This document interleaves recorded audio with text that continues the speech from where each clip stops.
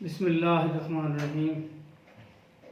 अस्सलाम वालेकुम दोस्तों, आज मैं अपनी नेक्स्ट वीडियो के साथ आपकी खिदमत में हाज़िर हूँ। तो जैसा कि आपको मालूम है कि हमने लास्ट टाइम आर्टिकल 6 पे बहस की थी और आज हम चलते हैं आर्टिकल 7 की तरफ। और आर्टिकल 7 जो है जनाब ये है, इसका उन्वान है डेफिनेशन ऑफ दी स्टेट, यानी रियासत की तारीफ़। अब जनाब वो इन अल्फाज में तारीफ़ की गई है, in this part unless the context otherwise requires the state means the federal government in bracket Majlis Shura parliament, a provincial government, a provincial assembly and such local और other authorities in Pakistan as are by law empowered to impose any tax और cess. ये जनाब हमारे आइन में state की definition दी हुई, जो कि आज हम साबित करेंगे कि सरासर गलत है या इनकम्प्लीट है, और गलत भी है और इनकम्प्लीट भी है। हम सब जानते हैं, एक आम लेमैन जो है वो भी ये बात जानता है कि स्टेट के 3 स्तून होते हैं। उर्दू में उसको कहते हैं मुकन्नना, इंतज़ामिया और अदलिया।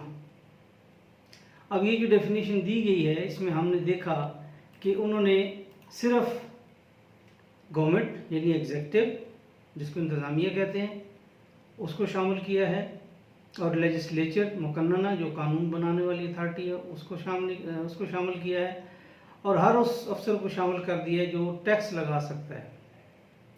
यानी अदलिया को टोटली स्टेट के इस डेफिनेशन से निकाल दिया गया है। जबकि हम सब जानते हैं कि स्टेट के अंदर लोग होते हैं, उन लोगों के रिप्रेजेंटेटिव होते हैं जो कानून बनाते हैं, और उन कवानीन पे अमल दरामद कराती है इंतज़ामिया यानी एग्जेक्टिव, और कवानीन पे और एग्जेक्टिव के चाल चलन पे नज़र रखती है अदलिया। वो ये देखती है कि क्या कवानीन जो बने वो ठीक बने और उन पे अमल दरामद इंतज़ामिया सही कर रही है, सही करवा रही है या नहीं करवा रही। अलावा इसी स्टेट की और गवर्नमेंट के बीच में बहुत फ़र्क होता है। इस वक्त जो स्टेट की डेफिनेशन उसमें आती है तो सिरे से है ही नहीं।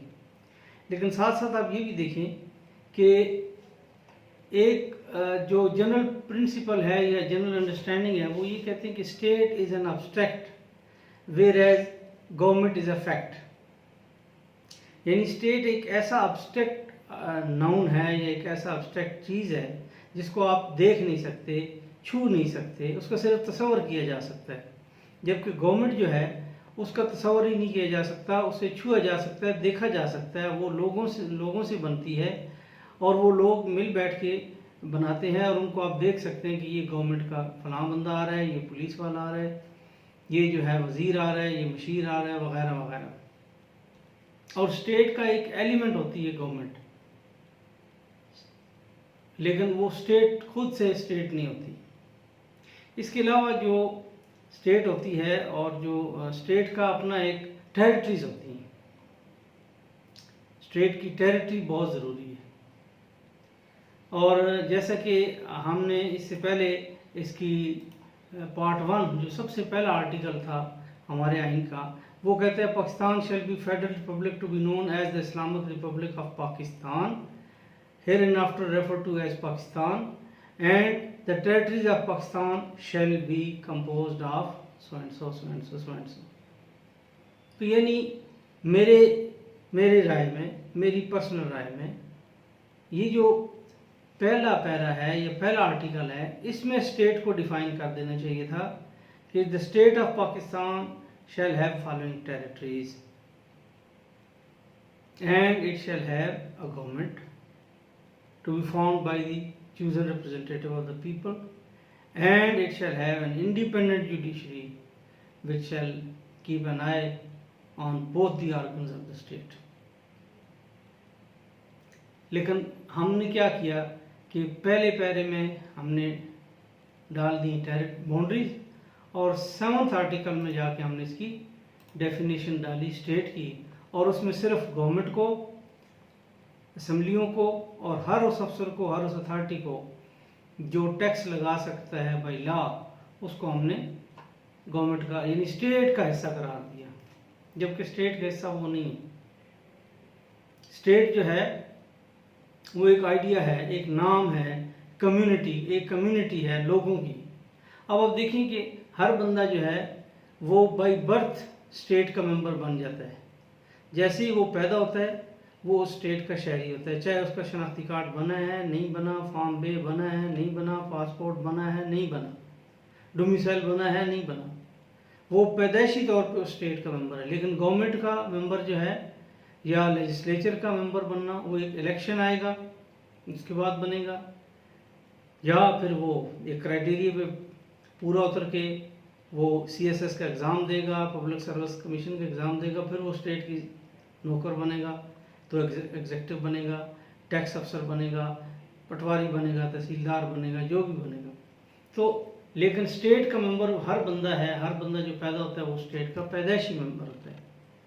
तो यहाँ पर इन्होंने और अदलिया को स्टेट इसमें से इन्होंने निकाल दिया है।